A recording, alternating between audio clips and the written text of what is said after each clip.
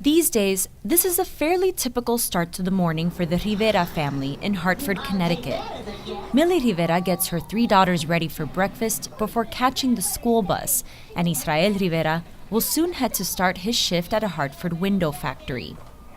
But it's taken months to have a routine or sense of normalcy. Since November, the family of 5 has been living out of a single room at a Red Roof Inn because their home in Puerto Rico was badly damaged by Hurricane Maria. Maria's winds ripped the roof off of the Rivera's small house in rural Ciales in central Puerto Rico. They say most of their appliances, furniture, and family keepsakes were destroyed and that they have no insurance to cover their losses. I'd love to have my house back the way it was. I put so much into that home. For 6 years, I worked so hard. Everything I earned, I invested in that home. We had no luxuries, rarely went out, rarely spent, just the basic necessities. Yet the Riveras consider themselves far luckier than their friends and family still on the island. 2 days before Maria hit, Israel Rivera sold the family's 2 cars and with savings bought 5 plane tickets to the mainland. I could have stayed. I'm an adult. I don't care. But I thought about my girls. The hurricane, the force with which it was coming, Category 5, I said, this will destroy everything. I imagined the chaos, the lines to buy water or gas. It was just with Hurricane Irma and things got bad. There was no gas. Imagine something like Maria. I just knew it. He was right. Most of their town still has no power, and lines are down all over the Rivera's property. Their household is just one of more than 1.1 million displaced by Hurricane Maria in Puerto Rico.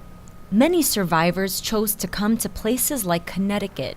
The state has deep Puerto Rican roots, with waves of migration that date back to the 1940s. Here in Hartford, Connecticut's capital, 34% of the population identifies as Puerto Rican. The Federal Emergency Management Agency has placed almost 4,000 families in hotels across 41 states in Puerto Rico, 168 of them in Connecticut. Most of the displaced filed claims with FEMA and are waiting to hear if they qualify for financial or other additional assistance. The Riveras came to Hartford with about $1,000. With that money, Israel bought a car that cost $300, insurance, food, and warm clothing for the family. Israel found a job as a machine operator at the window factory within days of arriving that pays about $365 a week. But it wasn't enough, and the family was approved for food stamp assistance.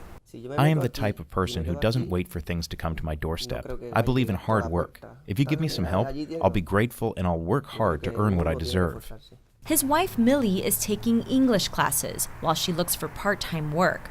But Rivera says the transition to life on the mainland has proven difficult and expensive.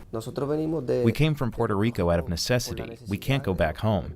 I'm not saying anyone should give me free housing. I can pay something reasonable. But I can't pay $1,000 rent when I only earn $1,500.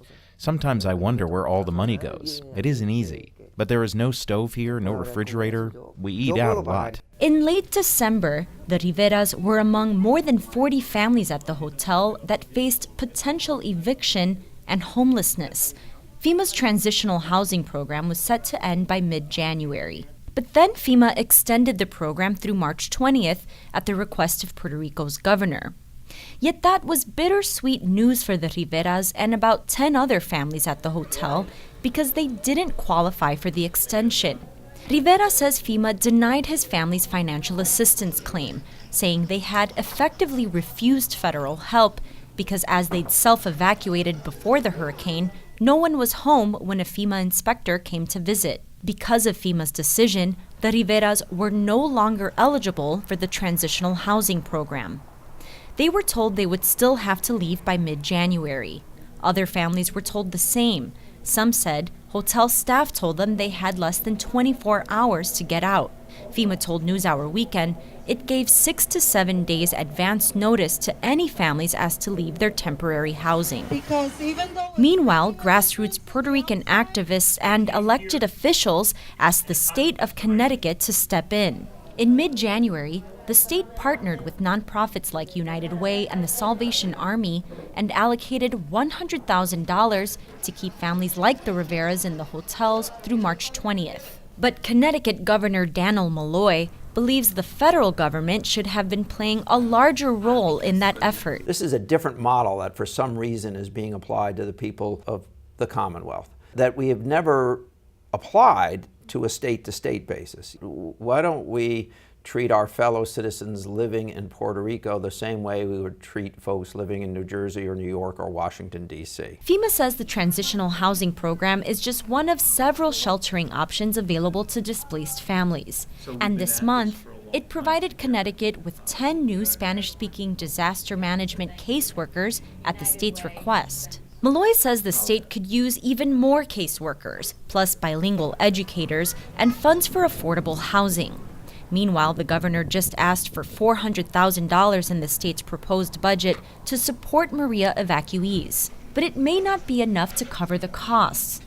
The state estimates it has welcomed between 3,500 to 5,000 displaced Puerto Ricans since Hurricane Maria. And the state's school system accommodated close to 2,000 new students from the Caribbean this school year. The nature of our response network in the United States, it shouldn't be dependent on charity and shouldn't be dependent on state governments doing for citizens of other commonwealths or states the things that their government would otherwise do or their federal government would step in and help. Thank you for calling 211. My name is Annette. How can I help you? Here in Hartford, an emergency response center funded by the state and its partners directs new arrivals to available social services. But for the families at the hotel, it is the grassroots efforts of Hartford's local Puerto Rican community that have been filling in the gaps where other resources are lacking. Every week from Monday through Thursday at this church in Hartford, volunteers prepare dinners for the families staying at the hotel. In November, the staff at the Capital Region Education Council, a Connecticut nonprofit focused on education, raised $150,000 in private donations to launch a Hurricane Maria Relief Center in Hartford.